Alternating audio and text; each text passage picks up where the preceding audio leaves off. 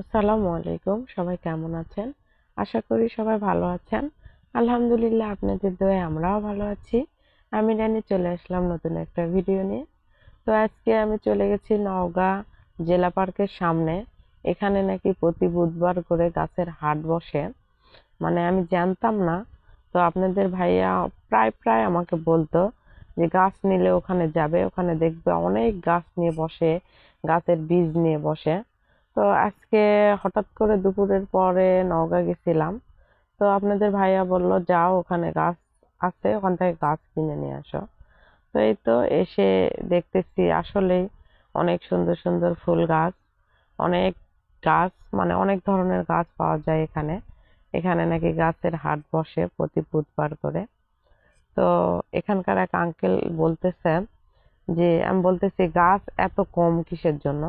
তো আঙ্কেলটা বলতেছে, মা তুমি হচ্ছে গাছ নিতে চাইলে সকাল 11টা 11:30টার ভিতরে আসবে, দেখবে আরো অনেক গাছ আছে। আর এখন তো প্রায় 4টা পার হয়ে গেছে, এই জন্য গাছ শেষের দিকে, এই জন্য খুব একটা গাছ দেখতে পাচ্ছ না এই জন্য। তো আমি গাছ নেওয়ার জন্য গেছিলাম। তো কয়েকটা গাছ পছন্দ হয়েছে, সেগুলো গাছ কিনে নিয়ে আসছি। মরিচের গাছ, বেগুনের গাছ, এগুলো আর কি।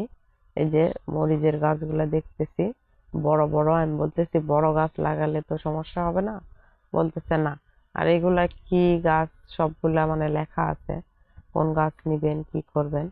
আসলে অনেক সুন্দর লাগতেছিল জায়গাটা, মানে গাছের ভরা সব গাছ, ফুল গাছ। কি বলবো আপনাদেরকে, এটা কিন্তু পুরানো একটা মানে ইয়ে বিল্ডিং, অনেক পুরানো। এটা কেডির স্কুলের মানে একটু ইয়েতে পিছন দিকে আর কি। যারা যারা নওগাঁ বাড়ি তারা তারা অবশ্যই চিনবেন, জেলা পার্কের সাথে লাগানো আর কি, রাস্তার এপাশ আর ওপাশ আর কি। তো গাছগুলা দেখতেছিলাম ঘুরে ঘুরে আর ভিডিও নিচ্ছিলাম। এই আঙ্কেলটার কাছ থেকে আমি লাউ গাছ নিচ্ছিলাম। তো বলতেছিলাম আঙ্কেল দাম কত? তো আঙ্কেল মানে যে গাছটায় নিতে চাচ্ছি সবগুলা 20 টাকা পিস।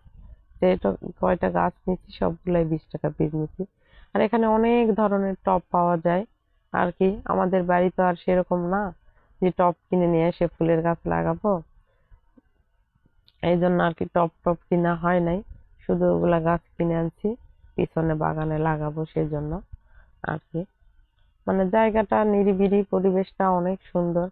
আর গাছ যেখানে থাকবে আসলে সেই জায়গাটা বেশি সুন্দর লাগে আমার কাছে। কার কি কাছে লাগে জানি না, আমার কাছে অনেক ভালো লাগে আর কি।